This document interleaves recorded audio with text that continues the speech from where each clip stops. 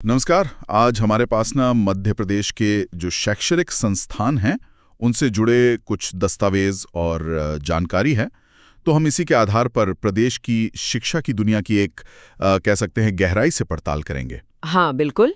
देखते हैं क्या कुछ है इन दस्तावेजों में। इन दस्तावेजों में विश्वविद्यालयों की, कॉलेजों की, स्कूलों की एक लंबी लिस्ट है। कुछ तो बहुत पुराने हैं, कुछ एकदम नए, कुछ नाम तो जाने पहचाने हैं, लेकिन कुछ बड़े अनोखे संस्थान भी हैं। अच्छा। तो हमारा इरादा यह है कि इस जानकारी से मध्य प्रदेश का जो पूरा शैक्षिक ताना बाना है उसको समझें।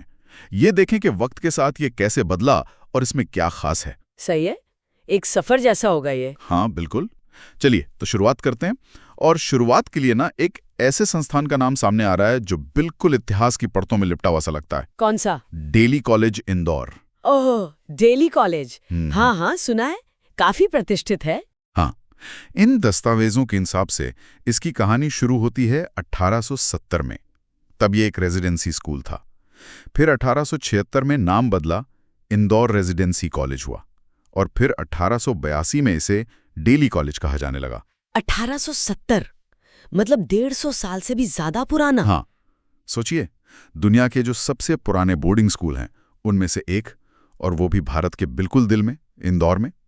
ये अपने आप में एक अनोखी विरासत है। बिल्कुल, और ये उस दौर की याद दिलाता है जब शिक्षा का मकसद और तरीका भी आज से काफी अलग था, खासकर मतलब रजवाड़ों और जो अभिजात वर्ग था उनके लिए। सही कह रहे हैं। डेली कॉलेज जैसे संस्थान सिर्फ पढ़ाई ही नहीं बल्कि एक खास तरह की परवरिश और आप कह सकती हैं नेटवर्क बनाने का भी केंद्र रहे होंगे उस जमाने में। सही कहा। अब इस ऐतिहासिक शुरुआत से थोड़ा आगे बढ़ते हैं, देखते हैं आधुनिक उच्च शिक्षा के जो स्तंभ है, यानी केंद्रीय विश्वविद्यालय, सेंट्रल यूनिवर्सिटीज। अच्छा, ये वो संस्थान हैं जिन्हें केंद्र सरकार का जो शिक्षा मंत्रालय है, पहले एचआरडी मिनिस्ट्री होता था, या उच्च शिक्षा विभाग, उनसे सीधी मान्यता और फंडिंग मिलती है। हाँ, राष्ट्रीय महत्व के संस्थान होते हैं। तो मध्य प्रदेश में ऐसे 2 विश्वविद्यालयों का जिक्र आया है इन दस्तावेजों में। कौन कौन से? पहला है डॉक्टर हरि सिंह गौर विश्वविद्यालय, सागर। हाँ, ये तो बहुत जाना माना नाम है, सागर यूनिवर्सिटी। जी, इसकी कहानी भी काफी दिलचस्प है। दस्तावेज बताते हैं कि यह मध्य प्रदेश का पहला विश्वविद्यालय था। स्थापना हुई 18 जुलाई 1946 को। तब नाम था सागर विश्वविद्यालय। 1946 यानी आजादी से भी पहले। हाँ, यही तो बात है। ये दिखाता है कि शिक्षा को उस वक्त भी कितनी गंभीरता से लिया जा रहा था। बिल्कुल। फिर 1983 में इसका नाम बदला गया। इसके संस्थापक थे एक महान शिक्षाविद और न्यायविद डॉक्टर हरि सिंह गौर। उनके नाम पर रखा गया। हाँ, उन्होंने अपनी पूरी संपत्ति दान कर दी थी शायद इसके लिए। जी बिल्कुल। और फिर 15 जनवरी 2009 को इसे केंद्रीय विश्वविद्यालय का दर्जा मिला। सेंट्रल यूनिवर्सिटी बन गया ये। अच्छा, तो ये इसकी राष्ट्रीय महत्ता को और पक्का करता है। किसी राज्य के पहले विश्वविद्यालय का केंद्रीय दर्जा पाना, ये अपने आप में एक बड़ा मील का पत्थर है। बिल्कुल। अब दूसरा केंद्रीय विश्वविद्यालय है इंदिरा गांधी राष्ट्रीय जनजातीय विश्वविद्यालय, यानी Indira Gandhi national tribal university. अच्छा, ये कहाँ पर है? ये अमरकंटक में है, अनूपपुर जिले में। अमरकंटक तो एक महत्वपूर्ण तीर्थ स्थल भी है, नर्मदा नदी का उद्गम स्थल। हाँ, बिल्कुल। तो इसकी स्थापना हुई संसद के एक विशेष अधिनियम से, इंदिरा गांधी राष्ट्रीय जनजातीय विश्वविद्यालय अधिनियम 2007, और इसने काम करना शुरू किया 2008 से। तो ये अपेक्षाकृत नया है और जैसा नाम से लग रहा है ये जनजातीय समुदायों पर केंद्रित होगा। हाँ बिल्कुल। यहाँ खास बात यही है, इसका मुख्य उद्देश्य है जो भारत की जनजातीय आबादी है, खासकर युवा, उनके लिए उच्च शिक्षा और रिसर्च के दरवाजे खोलना। ये बहुत जरूरी पहल है। हाँ, और ये सिर्फ पढ़ाने की जगह नहीं, बल्कि जो जनजातीय कला है, संस्कृति है, परंपराएं हैं, भाषाएं हैं, उनका जो अपना ज्ञान है उसको समझने, सहेजने और आगे बढ़ाने का भी एक केंद्र है। दस्तावेज में गोंडवाना समुदाय का विशेष जिक्र है, जो मध्य भारत का एक प्रमुख जनजातीय समूह है। सही। तो ये सिर्फ शिक्षा नहीं बल्कि सांस्कृतिक संरक्षण का भी काम कर रहा है। जी, और इसका पहला एकेडमिक सेशन 8 सितंबर 2009 को लालपुर, जो अनूपपुर में ही है, वहां शुरू हुआ था। तो हाँ, जैसा आपने कहा, ये नया संस्थान है, लेकिन एक बहुत ही खास और जरूरी मकसद के साथ बनाया गया है। सही। राष्ट्रीय स्तर पर जनजातीय समुदायों की जो शैक्षिक ज़रूरतें हैं और उनकी जो सांस्कृतिक पहचान है, उसको ध्यान में रखकर एक समर्पित विश्वविद्यालय बनाना, ये समावेशी विकास मतलब इंक्लूसिव डेवलपमेंट की दिशा में एक बहुत अहम कदम है। हाँ। ये दिखाता है कि हमारी शिक्षा नीतियाँ कैसे समाज के अलग-अलग वर्गों की ज़रूरतों के प्रति संवेदनशील हो रही हैं। इन 2 केंद्रीय विश्वविद्यालयों के अलावा हमारे पास राज्य के जो दूसरे विश्वविद्यालय हैं, उनकी एक काफी लंबी लिस्ट है। हाँ, अगर इस लिस्ट पर एक नज़र डालें तो मध्य प्रदेश में उच्च शिक्षा कैसे फैली, उसकी कहानी साफ दिखती है। हाँ, दिखाइए जरा। ये एक टाइमलाइन जैसी लग रही होगी। बिल्कुल। देखिए, सागर में 1946 में शुरुआत हुई। हाँ। फिर 1957 में जबलपुर में रानी दुर्गावती विश्वविद्यालय और उज्जैन में विक्रम विश्वविद्यालय। अच्छा, 57 में 2। जी। फिर 1964 में इंदौर में देवी अहिल्या विश्वविद्यालय और ग्वालियर में जीवाजी विश्वविद्यालय। ये बड़े शहर हैं, यहाँ विश्वविद्यालय स्थापित हुए। हाँ, ये वो दौर था शायद जब उच्च शिक्षा का तेजी से विस्तार हो रहा था देश भर में। सही कहा, और ये सिलसिला रुका नहीं। लिस्ट में हम देखते हैं कि विश्वविद्यालय अलग अलग शहरों में और अलग अलग समय पर खुलते रहे। जैसे 1964 में ही जबलपुर में कृषि के लिए जवाहरलाल नेहरू कृषि विश्वविद्यालय बना। ये प्रदेश का पहला कृषि विश्वविद्यालय था। ओह, एग्रीकल्चर यूनिवर्सिटी, ये भी जरूरी था। हाँ, फिर 1987 में चित्रकूट में ग्रामोदय विश्वविद्यालय आया और ये विस्तार तो हाल तक जारी रहा है।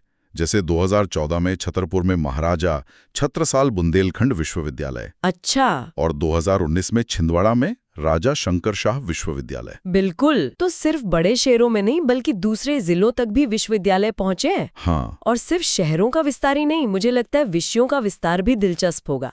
मतलब सिर्फ सामान्य आर्ट्स, साइंस, कॉमर्स के अलावा। हाँ, ये वाकई ध्यान खींचता है। जैसे लिस्ट में एक नाम है माखनलाल चतुर्वेदी राष्ट्रीय पत्रकारिता एवं संचार विश्वविद्यालय, भोपाल, 1990 में। हाँ, ये तो बहुत प्रसिद्ध है पत्रकारिता के लिए। बिल्कुल, पत्रकारिता और मीडिया के लिए एक समर्पित, वो भी राष्ट्रीय विश्वविद्यालय। ये उस समय तो एक काफी नई सोच रही होगी। निश्चित रूप से। और फिर तकनीकी शिक्षा को एक छत के नीचे लाने के लिए राजीव गांधी प्रौद्योगिकी विश्वविद्यालय यानी RGPV, भोपाल, 1998 में। हाँ, RGPV, ये तो राज्य का मुख्य तकनीकी विश्वविद्यालय बन गया। सारे इंजीनियरिंग, फार्मेसी कॉलेजेस इसी से जुड़े हैं शायद। जी बिल्कुल। फिर जो लोग रेगुलर कॉलेज नहीं जा सकते, उनकी जरूरत को पूरा करने के लिए मध्य प्रदेश भोज मुक्त विश्वविद्यालय, भोपाल, 1991 में, डिस्टेंस एजुकेशन के लिए। हाँ, ओपन यूनिवर्सिटी, ये भी लाखों लोगों के लिए बहुत मददगार है। और विविधता देखिए, पशु चिकित्सा यानी वेटरनरी साइंस के लिए नानाजी देशमुख पशु चिकित्सा विज्ञान विश्वविद्यालय, जबलपुर, 2009 में। अच्छा। सामाजिक विज्ञान के अध्ययन और शोध पर खास जोर देने के लिए डॉक्टर BR अम्बेडकर सामाजिक विज्ञान विश्वविद्यालय, महू, इंदौर, 2016 में। और महू तो डॉक्टर अम्बेडकर की जन्मस्थली भी है। हाँ, तो ये और भी महत्वपूर्ण हो जाता है। बिल्कुल। फिर जो हमारी पारंपरिक ज्ञान और भाषाएं हैं, उनको भी नहीं बुलाया गया। महर्षि पाणिनि संस्कृत एवं वैदिक विश्वविद्यालय, उज्जैन, 2008 में। उज्जैन वैसे भी संस्कृत और ज्योतिष का गढ़ रहा है। सही कहा। और अटल बिहारी वाजपेयी हिंदी विश्वविद्यालय, भोपाल, 2011 में। ये नाम ही अपनी कहानी कह रहे हैं ना। बिल्कुल, संस्कृत के लिए अलग, हिंदी के लिए अलग, और भी कुछ है। हाँ, सांची बौद्ध एवं भारतीय ज्ञान अध्ययन विश्वविद्यालय, रायसेन, 2012 में। सांची, जो खुद बौद्ध धरोहर का विश्व प्रसिद्ध केंद्र है। हाँ, तो वहां इस तरह का विश्वविद्यालय खोलना कितना उपयुक्त है। ये भारत की जो प्राचीन ज्ञान परंपराएं हैं, उनमें जो फिर से रुचि बढ़ रही है, उसको भी दिखाता है। और हाल के वर्षों में लॉ यानी कानून की शिक्षा के लिए धर्मशास्त्र राष्ट्रीय विधि विश्वविद्यालय, जबलपुर, 2018 का जिक्र है। नेशनल लॉ यूनिवर्सिटी, ये भी आजकल काफी मांग में है। जी। तो अगर हम इन सब को एक साथ देखें तो तस्वीर क्या उभरती है? तस्वीर ये उभरती है कि एक तरफ तो उच्च शिक्षा का भौगोलिक विस्तार हुआ है, मतलब छोटे शहरों तक विश्वविद्यालय पहुंचे हैं। हाँ। दूसरी तरफ विषयों में जबरदस्त विविधीकरण, मतलब डाइवर्सिफिकेशन हुआ है। सामान्य शिक्षा तो है ही, लेकिन उसके साथ साथ तकनीक, पत्रकारिता, सामाजिक विज्ञान, पशु चिकित्सा, संस्कृत, वैदिक अध्ययन, हिंदी भाषा, बौद्ध दर्शन, विधि, आप देखिए लगभग हर खास क्षेत्र के लिए समर्पित संस्थान बने हैं। सही। ये शायद राज्य की बदलती जरूरतों और जो स्पेशलाइजेशन की मांग बढ़ रही है उसका नतीजा है। इसी स्पेशलाइजेशन की कड़ी में एक और धारा का जिक्र है इन दस्तावेजों में, यूनानी चिकित्सा। अच्छा, यूनानी मेडिसिन? हाँ, इसके लिए भी कुछ संस्थान बताए गए हैं, खास तौर पर शासकीय यूनानी चिकित्सा महाविद्यालय भोपाल। इसका पूरा नाम है हकीम सैयद जिया उल हसन शासकीय यूनानी चिकित्सा महाविद्यालय। काफी लंबा नाम है। हाँ, जानकारी के मुताबिक कि राज्य का पहला और एकमात्र सरकारी स्वायत्त यानी ऑटोनोमस यूनानी कॉलेज है। 1998 में बना था। स्वायत्त होना महत्वपूर्ण है, मतलब इसे अपने पाठ्यक्रम और कामकाज में काफी हद तक आजादी होगी। जी, ये अच्छी बात है। जो पारंपरिक चिकित्सा पद्धतियां हैं जैसे आयुर्वेद और यूनानी, उनको आधुनिक शिक्षा प्रणाली में जगह मिलना और उन्हें सरकारी समर्थन मिलना, ये इन पद्धतियों को वैज्ञानिक आधार पर विकसित करने और मुख्य धारा में लाने में मदद करता है। हाँ। तो एक सरकारी स्वायत्त कॉलेज का होना दिखाता है कि यूनानी चिकित्सा को गंभीरता से लिया गया है। इसके अलावा कुछ निजी यानी प्राइवेट यूनानी कॉलेज भी जिक्र में हैं, जैसे इंदौर में अल फारूक यूनानी तिब्बिया कॉलेज, देवास में हकीम अब्दुल हमीद यूनानी महाविद्यालय और बुरहानपुर में सैफिया हमीदिया यूनानी तिब्बिया महाविद्यालय। बुरहानपुर? हाँ, और बुरहानपुर वाले कॉलेज का जिक्र हमारे पास एक नक्शे में प्रदेश के पहले यूनानी चिकित्सा महाविद्यालय के तौर पर भी है। हो सकता है निजी क्षेत्र में पहला होने के नाते। अच्छा, ये हो सकता है। चलिए अब कुछ और ऐतिहासिक और जाने माने संस्थानों पर लौटते हैं। डेली कॉलेज की बात तो हमने शुरू में की थी। हाँ। अब देखते हैं होलकर विज्ञान महाविद्यालय इंदौर। होलकर कॉलेज, हाँ, ये भी बहुत पुराना और प्रतिष्ठित है। जी, इसकी स्थापना हुई थी 10 जून 1891 को। महाराजा शिवाजीराव होलकर ने की थी। और दिलचस्प बात यह है कि शुरू में ये एक आर्ट्स कॉलेज था, नाम था होलकर कॉलेज। अच्छा, पहले आर्ट्स था। हाँ, फिर 1931 से इसमें साइंस और लॉ की पढ़ाई भी शुरू हुई। आज तो ये शासकीय आदर्श स्वायत्त होलकर विज्ञान महाविद्यालय के नाम से जाना जाता है, मतलब साइंस पर फोकस ज्यादा है। ये बदलाव दिलचस्प है। 1930 के दशक में कला से विज्ञान और कानून की तरफ रुझान बढ़ना, ये शायद उस समय की जो बदलती सामाजिक आर्थिक जरूरतें थीं या नौकरियों के जो अवसर थे उनकी तरफ इशारा करता है। हो सकता है। ये दिखाता है कि कैसे संस्थान भी वक्त के साथ खुद को ढालते हैं, बदलते हैं, विकसित होते हैं। और इंदौर जैसा व्यापारिक शहर, वहाँ विज्ञान और कानून का महत्व बढ़ना स्वाभाविक भी लगता है। सही कहा। हमारे पास एक नक्शा भी है, जैसा मैंने कहा, जिसमें कुछ प्रथम संस्थानों को चिन्हित किया गया है। इसमें एक नाम है गजरा राजा चिकित्सा महाविद्यालय ग्वालियर। जी, आर मेडिकल कॉलेज। जी, हाँ, इसे राज्य के पहले मेडिकल कॉलेज के रूप में दर्शाया गया है। ये चिकित्सा शिक्षा के इतिहास में तो एक बहुत बड़ा कदम रहा होगा। ग्वालियर में राज्य का पहला मेडिकल कॉलेज खुलना, ये ना सिर्फ स्वास्थ्य सेवाओं के लिए बल्कि शहर के ऐतिहासिक और शैक्षिक महत्व के लिहाज से भी बहुत मायने रखता है। हाँ, इसने भविष्य के डॉक्टरों की पीढ़ियों को तैयार करने का रास्ता खोला। बिल्कुल। ग्वालियर का एक और नगीना है लक्ष्मीबाई राष्ट्रीय शारीरिक शिक्षा संस्थान, जिसे सब LNIP के नाम से जानते हैं। हाँ, LNIP ग्वालियर, ये तो पूरे भारत में फेमस है। बिल्कुल। दस्तावेज बताते हैं कि भारत सरकार ने इसे अगस्त 1957 में Lakshmibai college of physical education LCPIP के रूप में स्थापित किया था। जरा सोचिए, 1957 में, आजादी के सिर्फ 10 साल बाद। हाँ, और शारीरिक शिक्षा के लिए एक समर्पित राष्ट्रीय स्तर का कॉलेज खोलना, ये सचमुच बहुत दूरदर्शिता वाला काम था। उस समय शारीरिक शिक्षा को अक्सर पढ़ाई लिखाई का उतना अहम हिस्सा नहीं माना जाता था। सही। उसे एक अकादमिक विषय के रूप में स्थापित करना और उसके लिए एक राष्ट्रीय संस्थान बनाना, ये भारत को दुनिया के उन शुरुआती देशों में शामिल करता है जिन्होंने खेल और शारीरिक स्वास्थ्य को इतनी अहमियत दी। और फिर 1995 में इसे डीम्ड विश्वविद्यालय का दर्जा मिला। हाँ, डीम्ड यूनिवर्सिटी, मतलब अकादमिक स्वायत्तता। ये अपनी डिग्री खुद दे सकता है। जी, और इसे NAAC से, जो शिक्षण संस्थानों की गुणवत्ता का मूल्यांकन करती है, उससे A++ ग्रेड मिला है। A++, ये तो बेहतरीन गुणवत्ता का पैमाना है। हाँ, तो LNIP सिर्फ मध्य प्रदेश ही नहीं बल्कि पूरे देश में शारीरिक शिक्षा, खेल विज्ञान, योग, इन क्षेत्रों में एक बेंचमार्क संस्थान है। बिल्कुल। लेकिन शिक्षा सिर्फ विज्ञान, तकनीक या चिकित्सा तक ही सीमित नहीं है ना? नहीं, बिल्कुल नहीं। कला और संस्कृति का भी अपना स्थान है। हाँ, तो इसी कड़ी में जिक्र आता है माधव संगीत महाविद्यालय ग्वालियर का। माधव संगीत महाविद्यालय, हाँ, ये भी बहुत प्रसिद्ध है। स्थापना हुई 1918 में। और किसने की? संगीत के महान विद्वान पंडित विष्णु नारायण भातखंडे ने। वाह, 1918 और पंडित भातखंडे जी ने। ग्वालियर और संगीत का रिश्ता तो वैसे भी जग जाहिर है। ग्वालियर घराना हिंदुस्तानी शास्त्रीय संगीत की एक प्रमुख शैली है। सही है। ऐसे में 1918 में एक संगीत महाविद्यालय की स्थापना करना उस समृद्ध परंपरा को एक संस्थागत रूप देने और उसे आगे बढ़ाने की दिशा में एक बहुत महत्वपूर्ण कदम था। हाँ, ये याद दिलाता है कि एक संतुलित शैक्षिक परिदृश्य में कला और संस्कृति का पोषण भी उतना ही जरूरी है। सही कहा।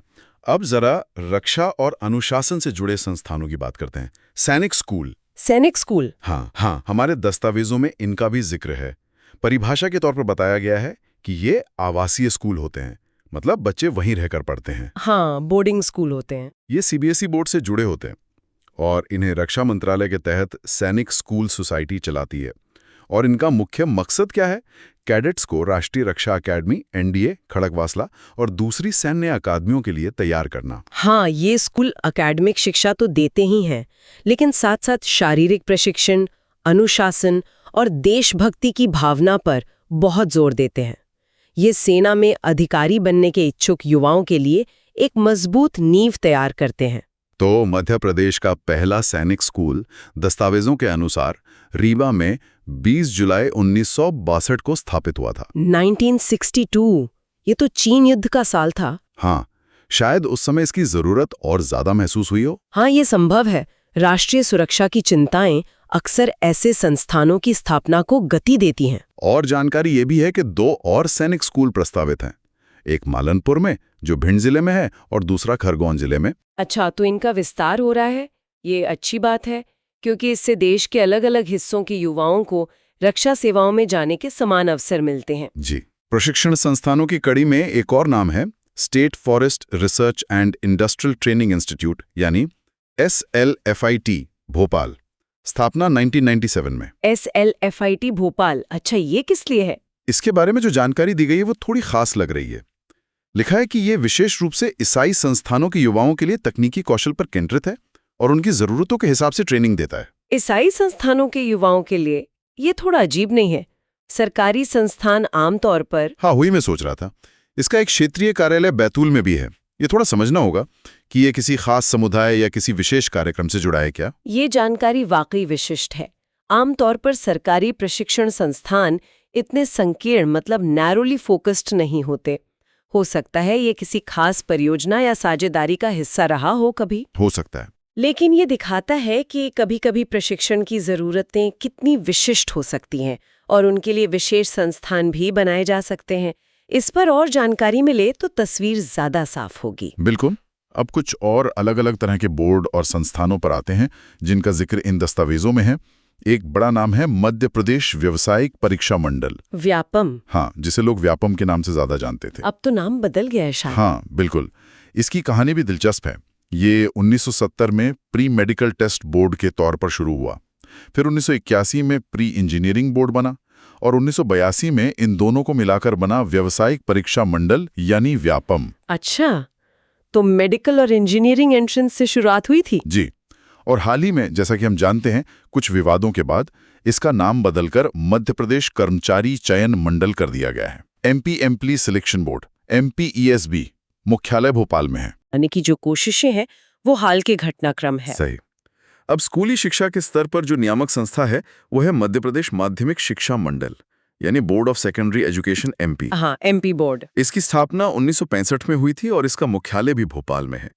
ये राज्य में 10वीं और 12वीं की परीक्षाओं और पाठ्यक्रम के लिए जिम्मेदार है। ये दोनों बोर्ड, कर्मचारी चयन मंडल और माध्यमिक शिक्षा मंडल, राज्य की जो पूरी शिक्षा और रोजगार व्यवस्था है उसकी रीढ़ की हड्डी जैसे हैं। हाँ, बिल्कुल। अच्छा, कुछ और विश्वविद्यालयों का जिक्र कर लेते हैं जो शायद पहले लिस्ट में छूट गए थे लेकिन महत्वपूर्ण है। एक है महात्मा गांधी ग्रामोदय विश्वविद्यालय, चित्रकूट, सतना, 1991 में। ग्रामोदय विश्वविद्यालय, हाँ, इसका नाम सुना है। जैसा नाम से ही लगता है, ये ग्रामीण विकास, कृषि और जो उससे जुड़े क्षेत्र हैं उन पर केंद्रित है। गांधी जी का जो ग्राम स्वराज का विचार था उससे प्रेरित। ये बहुत अनूठा विश्वविद्यालय है जो पारंपरिक विश्वविद्यालयों से हटकर सीधे ग्रामीण भारत की जो जरूरतें हैं, जो चुनौतियां हैं, उन पर काम कर रहा है। हाँ, फिर है महर्षि महेश योगी वैदिक विश्वविद्यालय, कटनी, 1995 का। ये वैदिक विज्ञान, चेतना और संबंधित विषयों के अध्ययन पर केंद्रित है। अच्छा, वैदिक स्टडीज के लिए भी अलग यूनिवर्सिटी? जी। और एक और महत्वपूर्ण विश्वविद्यालय है मध्य प्रदेश आयुर्विज्ञान विश्वविद्यालय, जबलपुर, 2011 में बना। Medical sciences university. हाँ, ये राज्य के जितने भी medical, dental, nursing, pharmacy, paramedical college हैं, उन सबको नियंत्रित करने वाला और एफिलिएशन देने वाला एक अम्ब्रेला विश्वविद्यालय है, मतलब स्वास्थ्य शिक्षा का केंद्र। हाँ, इससे स्वास्थ्य शिक्षा के जो मानक हैं, स्टैंडर्ड्स हैं, उनमें एक रूपता लाने में मदद मिलती होगी। बिल्कुल। एक और नाम है पंडित एस.एन. शुक्ला विश्वविद्यालय, शहडोल, 2017 का। ये शहडोल संभाग के लिए महत्वपूर्ण है। अच्छा, क्षेत्रीय विश्वविद्यालय। जी। अच्छा, उस नक्शे पर वापस चलते हैं जिसमें प्रदेश में प्रथम चिन्हित थे। हाँ, उसमें और क्या क्या था? कुछ नाम तो हमने डिस्कस कर लिए, जैसे सागर पहला विश्वविद्यालय, ग्वालियर पहला मेडिकल कॉलेज, रीवा पहला सैनिक स्कूल। हाँ, कुछ और भी हैं।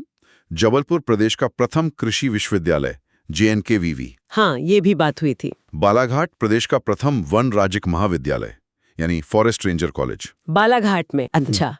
सीहोर प्रदेश का प्रथम शासकीय आवासीय खेल कूद विद्यालय, स्पोर्ट्स स्कूल, वो भी रेजिडेंशियल और सरकारी। हाँ, सीहोर में। हाँ। और बुरहानपुर प्रदेश का पहला शायद निजी यूनानी चिकित्सा महाविद्यालय। हाँ, जिसकी बात हमने की थी। तो ये नक्शा दिखाता है कि कैसे शिक्षा और प्रशिक्षण से जुड़े जो पहले संस्थान थे, वो सिर्फ बड़े शहरों तक सीमित नहीं रहे। सही। बल्कि रीवा, बालाघाट, सीहोर, बुरहानपुर जैसे अन्य नगरों में भी स्थापित हुए। ये शिक्षा के भौगोलिक प्रसार को, मतलब ज्योग्राफिकल स्प्रेड को दिखाता है। बिल्कुल। और आखिर में कुछ मजेदार तथ्य हैं जो क्या आप जानते हैं वाले सेक्शन में दिए गए हैं। अच्छा, बताइए। पहला, मध्य प्रदेश में 3 सरकारी पशु चिकित्सा कॉलेज है, जिनमें से एक इंदौर में 1961 में ही स्थापित हो गया था। यानी नानाजी देशमुख विश्वविद्यालय तो बाद में बना 2009 में, लेकिन वेटरनरी कॉलेज पहले से थे। इंदौर वाला 1961 से है। जी। दूसरा, भोपाल का गांधी चिकित्सा महाविद्यालय, GMC। हाँ। इसकी नींव 1955 में पंडित जवाहरलाल नेहरू ने रखी थी और उद्घाटन 1963 में श्री लाल बहादुर शास्त्री ने किया था। अरे वाह, देश के 2 प्रधानमंत्रियों का जुड़ाव इस संस्थान से। हाँ, ये तथ्य संस्थान के ऐतिहासिक महत्व को और बढ़ा देते हैं। बिल्कुल। और तीसरा ये काफी अनोखा है, देश का पहला राष्ट्रीय सेलिंग स्कूल, यानी नौकायन का स्कूल। Selling school? हाँ। कहाँ पर? भोपाल की बड़ी झील यानी बड़ा तालाब में खोला गया है। सच में? देश का पहला नेशनल सेलिंग स्कूल भोपाल में? हाँ। वाह, ये तो कमाल की बात है। ये दिखाता है कि मध्य प्रदेश में सिर्फ पारंपरिक शिक्षा ही नहीं, बल्कि खेल और वो भी वाटर स्पोर्ट्स जैसे विशिष्ट क्षेत्र को भी राष्ट्रीय स्तर पर बढ़ावा देने की पहल हुई। भोपाल की झील इसके लिए एकदम सही जगह भी है। बिल्कुल। तो आज हमने मध्य प्रदेश के शैक्षिक जगत की काफी लंबी यात्रा की है ना? हाँ, काफी कुछ कवर किया। डेली कॉलेज जैसे ऐतिहासिक स्कूल से लेकर डॉक्टर हरि सिंह गौर जैसे पहले विश्वविद्यालय और इंदिरा गांधी राष्ट्रीय जनजातीय विश्वविद्यालय जैसे आधुनिक केंद्रीय संस्थानों तक। हाँ। हमने देखा कैसे रानी दुर्गावती, देवी अहिल्या, जीवाजी जैसे विश्वविद्यालयों ने नींव रखी। और फिर पत्रकारिता, इंजीनियरिंग, शारीरिक शिक्षा, संगीत, संस्कृत, हिंदी, विधि, सामाजिक विज्ञान, यूनानी चिकित्सा जैसे विशेष क्षेत्रों के लिए संस्थान खुलते गए। यहाँ तक कि सेलिंग स्कूल का भी जिक्र आया। हाँ।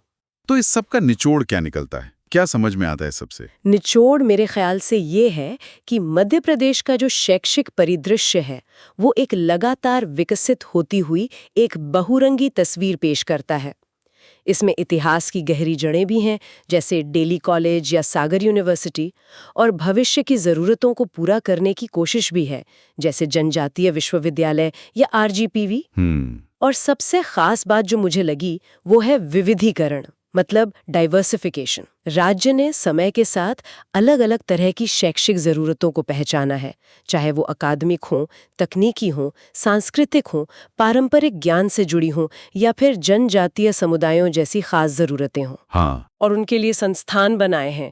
तो ये पुराने और नए, सामान्य और विशिष्ट संस्थानों का एक बहुत दिलचस्प संगम है। और यहीं से एक सवाल मन में आता है जो इन स्रोतों को देखकर उभरता है। हाँ, क्या? हमने देखा कि पिछले लगभग 15-20 सालों में, खासकर 2008 के बाद, हाँ। कई विशेष विश्वविद्यालय खुले हैं, जैसे संस्कृत 2008, हिंदी 2011, बौद्ध अध्ययन 2012, सामाजिक विज्ञान 2016, विधि 2018, जनजातीय 2008। हाँ, ये ट्रेंड तो दिखा। तो उच्च शिक्षा में इस तरह के विशेष यानी नीश क्षेत्रों पर इतना जोर देना, ये क्या दिखाता है? क्या ये राज्य की बदलती प्राथमिकताएं हैं या शायद समाज और रोजगार बाजार की नई मांगे हैं? या फिर ये भी हो सकता है कि ये अपनी सांस्कृतिक और भाषाई पहचान को सहेजने और मजबूत करने की एक कोशिश हो। संस्कृत, हिंदी, बौद्ध अध्ययन, जनजातीय ज्ञान, ये सब उसी तरफ इशारा करते हैं। हाँ, ये भी एक पहलू हो सकता है। बिल्कुल। तो इस पर सोचना दिलचस्प होगा कि ये नीश एजुकेशन की तरफ रुझान क्या संकेत दे रहा है राज्य के बारे में।